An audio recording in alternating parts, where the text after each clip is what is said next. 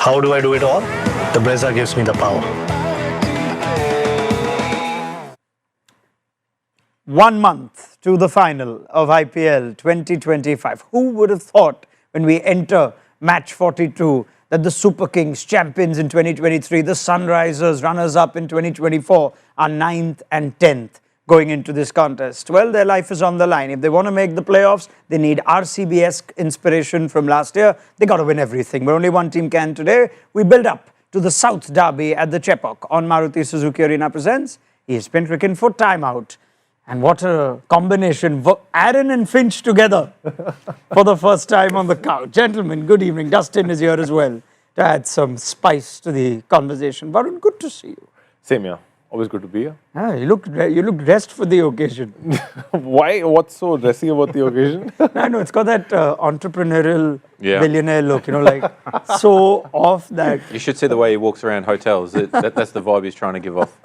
You on the other hand look like, you look sharp today. Thanks, mate. Yeah, cheers. Dustin, you as well. Thank you. Big game. Is there any reason to believe that, well, I say big game, you could say no, it's not, because they're 9th and 10th. Is there any reason to believe, Stephen Fleming said on the eve of this game, we still actually, you might laugh, but we still actually believe we can win 6 out of 6 and get to 16 points. 16 points historically has been sufficient to make the playoffs. Are either of these two teams in a position to get that kind of run? It is a big game for both the teams, to be honest, because whoever loses today is pretty much out of the tournament. So neither of them would want to have a bad game. They're going to go and really charge for this game and hope for that surge, because when you win that one crucial game, that's when that infuses a bit of belief into the team and you go for that surge. Cricket, anything is possible. RCB could do it last year. Why not one of these two teams? But they're going to have to play some exceptional cricket from here. It's a change of tune from Stephen Fleming, isn't it? Because before the last game, he was talking about looking for the youth, or looking to the youth, and almost setting up a plan for next year. So maybe he had a recalculation of things and went back to the drawing board and said, okay, it's too early to throw in the towel. Today we come out firing. Like Varun said, whoever loses can't make the playoffs. He's grumpier this season, isn't he, Flem? In some ways. I mean, he's going to be grumpy if his team's performing like that. Yeah. Any coach should be grumpy. He said, I remember him saying after 3 or 4 games that you think we don't have power. When he was asked that question at a presser, which is very unlike Flem. What is more like him is what I saw yesterday on the eve of this game when the journalist said, middle order not scoring big runs. He says, and top. Yeah. There's been a bit of that for CSK. They just haven't found their groove, have they? Obviously, losing Gaikwad for the tournament is a big blow as well. When your marquee top 3 player is out, that leaves a big hole, and then to have to restructure around that is difficult.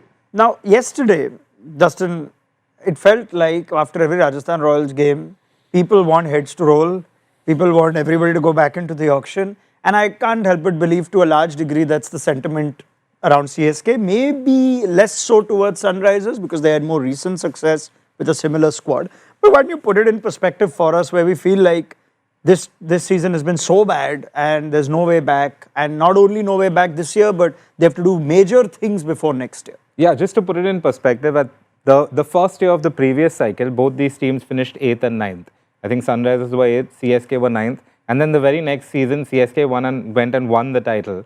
And they didn't make that many personnel changes. They did have a change in captain, which was obviously pretty big. So that was the year that Jadeja was appointed. Yeah, so towards the end of that season, they changed the captain. But then the very next year, they went from being 8th or 9th to winning the title. Sunrisers, in fact, went down to 10th. But then in the final year of the cycle, they obviously reached the final. They had a couple of big buys in Cummins and Head at the auction.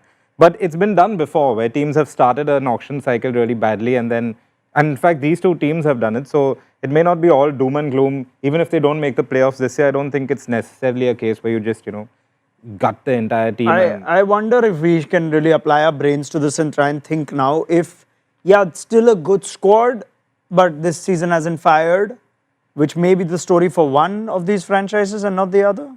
Yeah, I think more so for Sunrisers. Yeah, they're still a good squad. Yeah, they are. And they've got the potential to blow any team out of the water with bat or ball.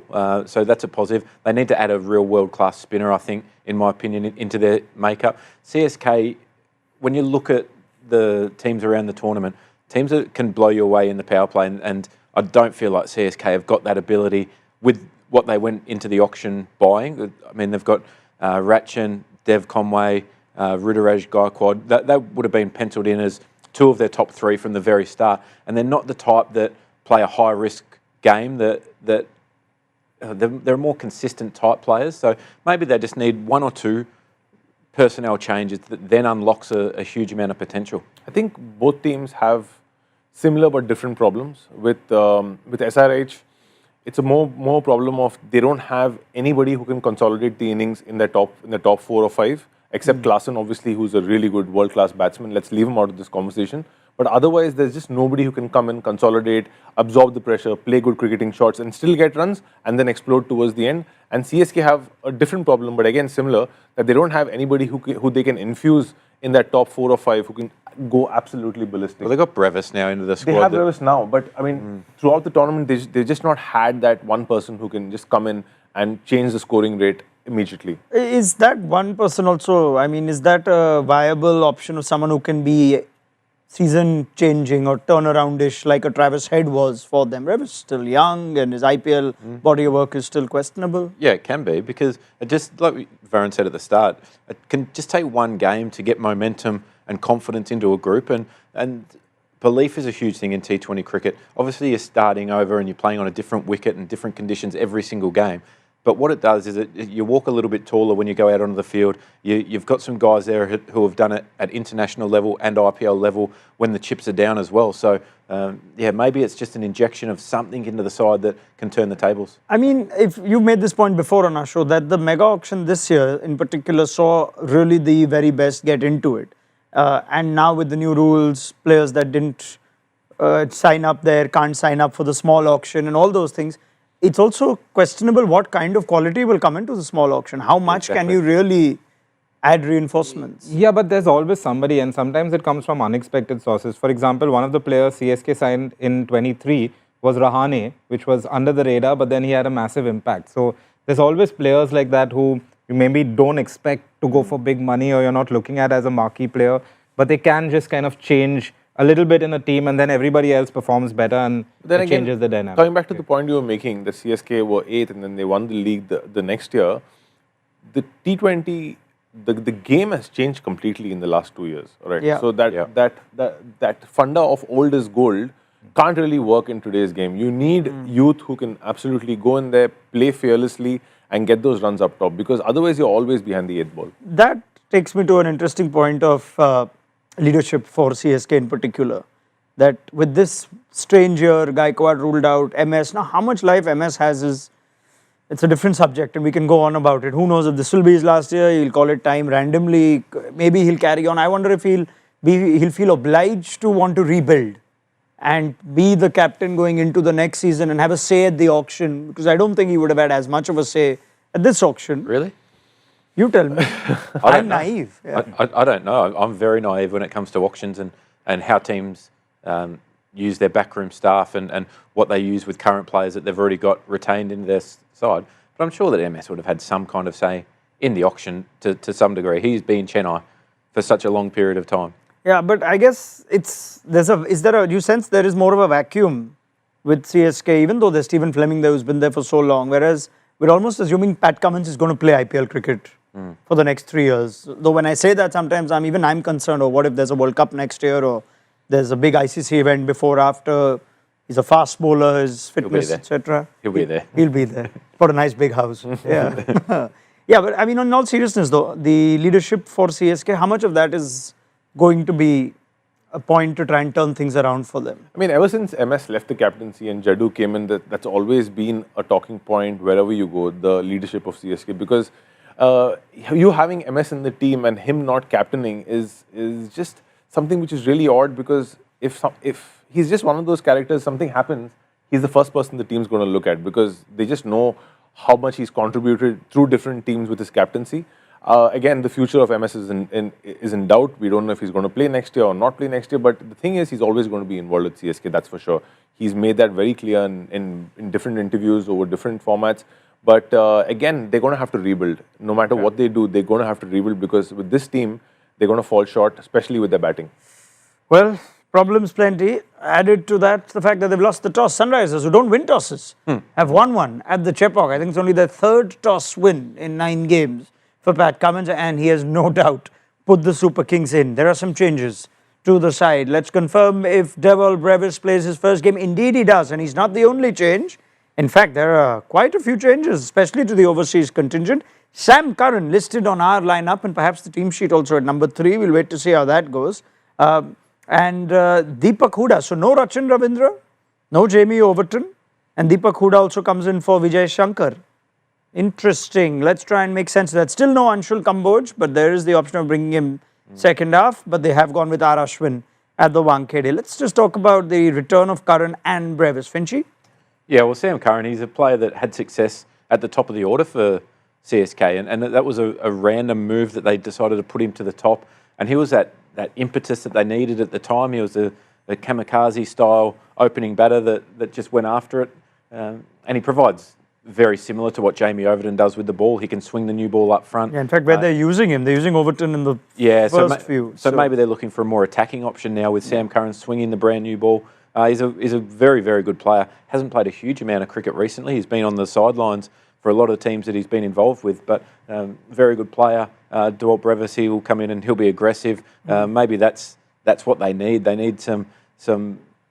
I believe he's now middle order player as well, not necessarily a top 3. That's where he was playing for MI Cape Town. And is that his role here as well, you think? Well, if it's listed on the team sheet, you would assume so, particularly batting first.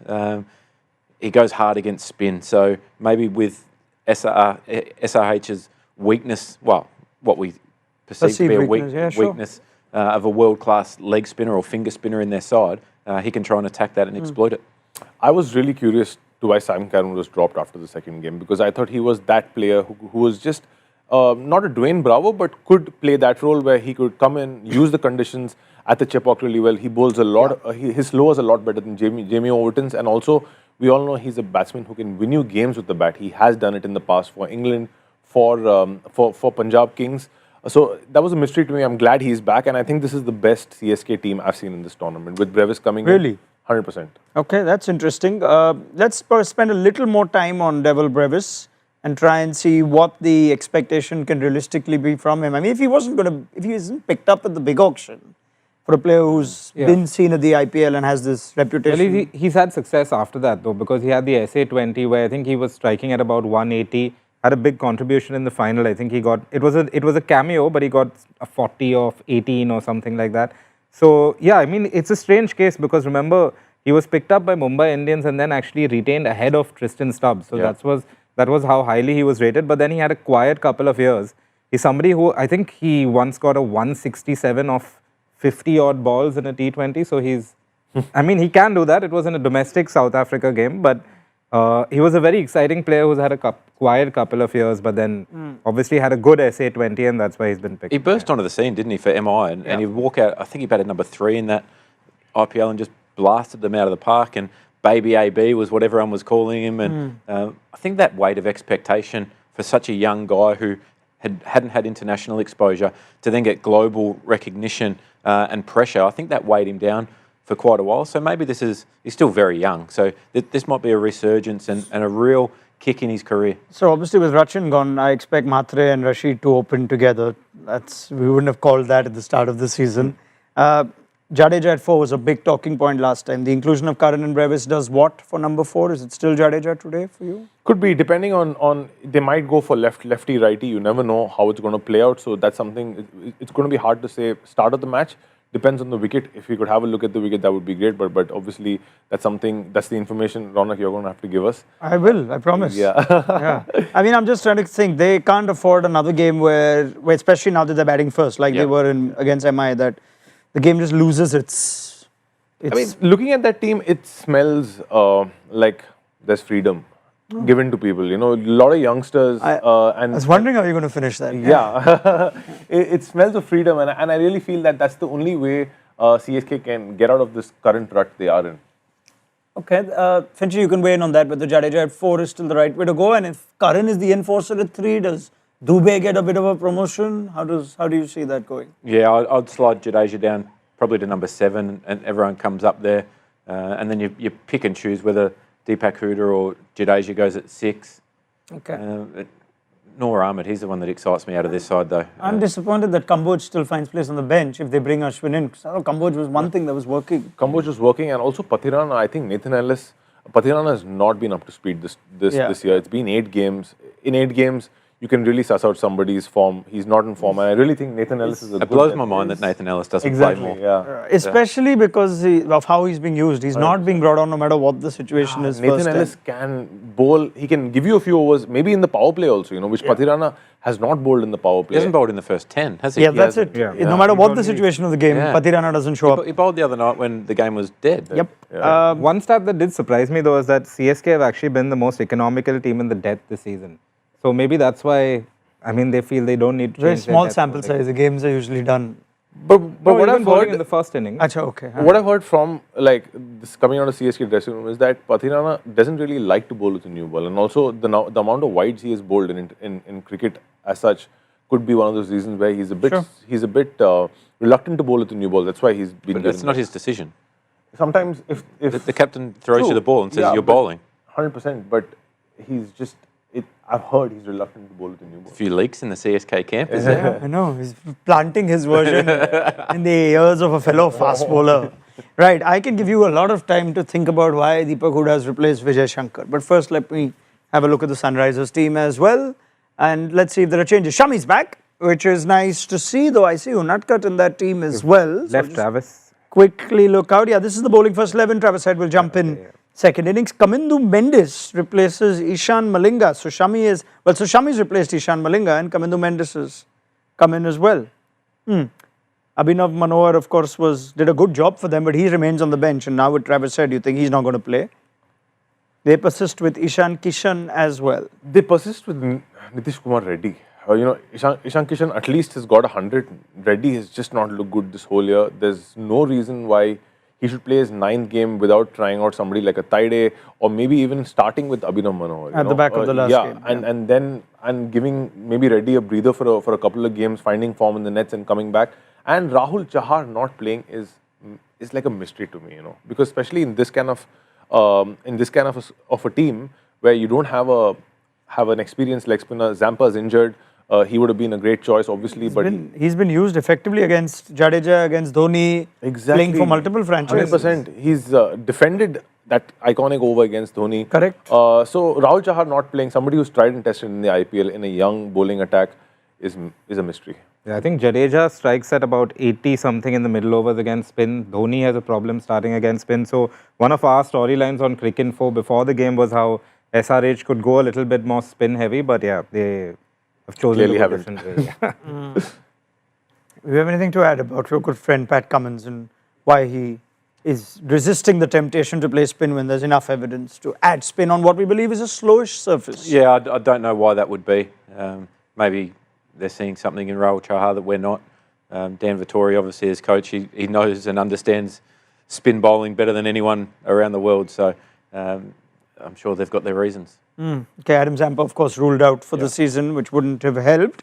So that's the story there. Let me just quickly go back to that. Deepak Hooda for Vijay Shankar, is there something I'm missing here on why this is a call that you'd make? Vijay Shankar's done nothing right or nothing wrong to be left out. I think, I think they want people to go out with freedom and express themselves. Vijay Shankar, yes, he's a good batsman, but he's not, if you compare Hooda and Vijay Shankar, if Hooda's having a good game, he will strike at least 180, 170. But Vijay Shankar at his best will strike somewhere in the 140, 150 region. Right. Let's focus on a couple of individual players. And yeah, we are a little surprised. Varun said that too about the lack of changes for Sunrisers for a team that's not winning.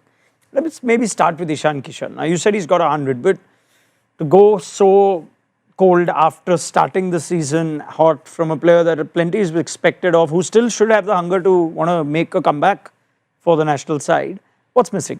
Okay, I'm making a disclaimer. I don't want to seem like I'm being biased because we play for the same state, but he's actually gotten out 4 times very, very softly. Twice down the leg. Once he played a really good cut shot straight to deep point, and then again. How dare they have a deep point back? Yeah, exactly. But it's gone. I was going to say, you decide this. It's gone straight down deep point. Finch, you're a batsman. If you see a ball wide, you're going to smack it, all right? And you're not going to. I'm just winding you up. Yeah, I know that. Yeah. So he's been dismissed very softly on 4 occasions, and obviously the other 3 he's not got runs. Tonight just might be the night, but again, Ishan Kishan, if he just gives himself a little time, he's one of those batsmen who can easily make it up. I would just want him to give himself a little more time. I mean, one of the more disappointing ones, I agree with you that it's sometimes harsh to judge them on something bizarre that happened in the last game. Not sure about Deep Point. But but the step out to Will Jacks was poor. In a big game at the Wankhede, where the season was already slipping away and you've played at that ground before. So there have been some shots which, by now he's an experienced player. He's not in the league of a lot of other talented young batters. I would look at Kishan as a fairly experienced IPL player. I wonder what you make of it. Yeah, absolutely. And you have to take responsibility at some point. I think making the change from Mumbai to Sunrisers, it's a huge one. And he stamped it with 100 first game. And then everyone thought, sorry, but just look at his last 7 scores. That's not up to scratch, is it? It's not like he's getting off to a flyer either. It's just not getting away whatsoever. 1, 2, 9, 1 score above 10, or 1 score, it's not great reading, is it? So, I mean, is he getting carried away with the messaging to, say, Travis and Abhishek, and you are supposed to also do that? So they aren't changing. I mean, even if they're not firing, they're still playing the same way, Travis said and Abhishek. Sometimes they're playing the same way. Okay. There's other times when the wicket's been a little bit difficult, they've gone into their shell slightly, haven't they? And they haven't been as aggressive as what we'd expect. I mean, I would say they've tried to be aggressive, but the ball just wasn't coming on, so they didn't get the pace. And I feel what teams are doing to Travis Head and Abhishek Sharma is really wearing their pace through the over and just not letting them settle down at all. They're bowling defensive straight up. Yeah. Which is actually attacking to those guys, because if they don't hit boundaries, they take extra risk. But they're going defensive smartly. If you remember the first game where they went off to a flyer, their opponents were just bowling defensive, like Yorker slower, wide Yorker, wide slower, and they were getting smashed everywhere. But now teams have understood that you can swing the ball to them and bowl the odd slower ball. So it's an interesting mix. You got to move the ball to both of them and also throw in a few defensive options. I mean, I think we said this previously in one of the Sunrisers games about also they've been really, I mean, you can't change Travis and Abhishek, but not changing the left-handers after that. At times allowing the Will Jacks and maybe today the Ashwins of the world. Can they switch anything up? They've not done that all season, I'm guessing. Throw in Aniket Verma at 3, throw in It's been Ishan and Nitish at 3 and 4 pretty much consistently. Yeah. And I mean, except I think 1 or 2 games where they were, they lost their first wicket after the 10th over when Klaasen came in. But when they lose a wicket in the power play, it's almost always Ishan Kishan. So I wonder if they can be a little more creative today, but that's for later. I think they'll just love chasing for now. Klaasen, runs in the last game, even though in a losing cause, is that the one sort of glimmer of hope they can carry now, that there is somebody? What does Klaasen's runs in the last game do for them? It gives him so much confidence. He's a remarkable player. His ability against pace and spin to hit from such a solid base, he's brilliant to watch. I love watching him bat. He's as good as anyone in the world when he gets going. So maybe even that just frees up the top order a little bit more and says, you know what, we don't have to overplay every situation. We can just pick our balls a little bit more. Can you use him differently now that you feel a little more confident about how he's batting? Could he come in higher and play a completely different role? Yeah, I would have thought leading into the season that he would bat 4 regardless right throughout the tournament. You're giving your best player the most amount of time in a position that he's comfortable. I mean, if he's out of position, you might get erratic results. But if he goes to 4, he's good enough against pace if he's exposed early in the power play. And then once you get in, you can't stop him. So I would slide him up to 4. Okay. Well, you were anyway going to slide Nitish Reddy out of the team. So I wasn't going to slide him out of the team. I mean, you made a fair point. Yeah. But I was actually carrying on from that. If you can put a Klaasen at 4, and then you can have more back-end hitters like Abhinav and Aniket together. Reddy is neither.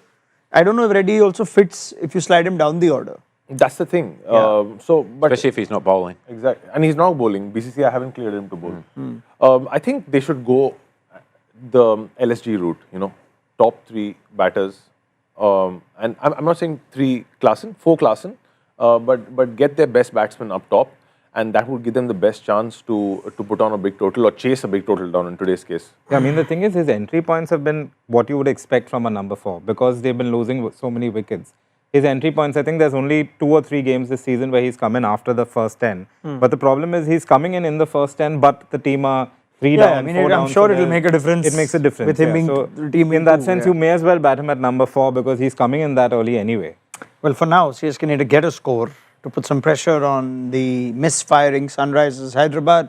But given that Pat Cummins has won the toss, he's put the Super Kings in. Let's break down the first 6. Maruti Suzuki Arena presents Power Play Conversations.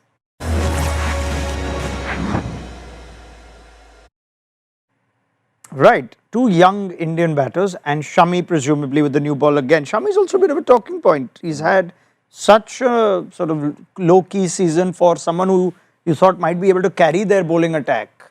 What's missing with Shami and what does he need to get right today with their tournament on the line? See, Shami is a clear case of just not enough match time and not enough fitness. Match time, maybe match time because he played the Champions Trophy, but fitness, I think Shami, his average speed is down by about 5 kilometers, which is a huge drop in a fast bowler's performance. So that's something which he's going to have to look at. Again, we don't know how his bodily condition is. He's going to have to get it right today. And right at the Chepauk on a slowish surface would mean Shami likes his natural length, doesn't he? Yeah, and I think that helps him because some balls skid through at Chepauk and some the seam just grips in the surface and you get some extra bounce early on. So I think that will suit Shami rather than a real flat wicket that he's seen sometimes. I believe CSK have the worst power play scoring rate is what and by quite a distance. I think they're about 1.5 runs lower than the next lowest team. So it's a big gap between them and everybody else. It is, of course, the first time that excuse Bless me. you. Thank you. These two will be opening together. How do we see Matre and Rashid as a pair going against these two? Would they see out the first few or do Vaibhav Suryavanshi type things? Dustin, would this be the youngest CSK opening pair of all time? Oh man, I'd have to check. Yeah, I'm sure it'd be close because I've never seen such an inexperienced opening pair ever play for CSK, but they're going to have to go hard.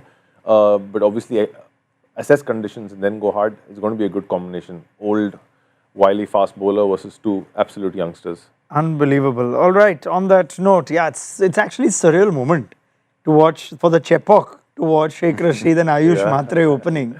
This is something Mike else. Hussey's to Mike Hussey, Shane No, Watson, nothing against them. It's just when Punjab did it with Priyansh and Prabsimran, 2 uncapped players, you're like, yeah, okay, this is something let's see, oh wow. Yeah. But at the Chepauk, it's just, it's something different. We haven't seen that in the IPL before. Let's see if it helps change fortunes around for either side today.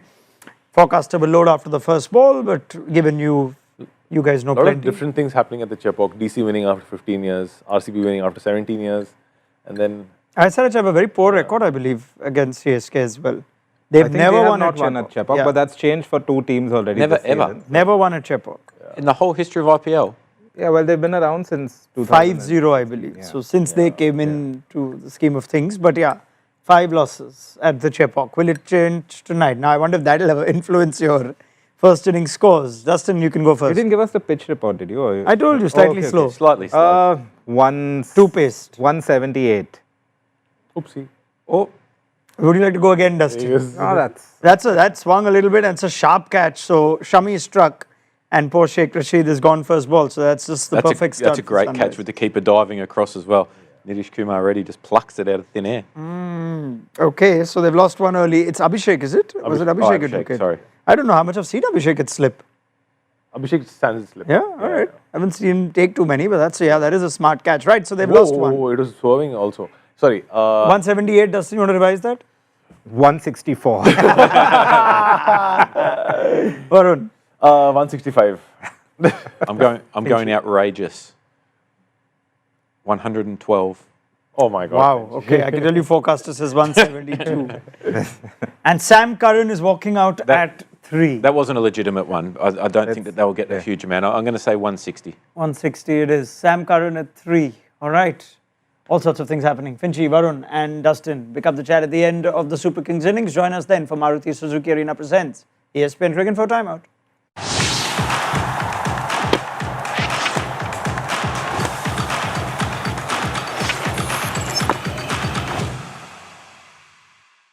How do I do it all? The Brezza gives me the power.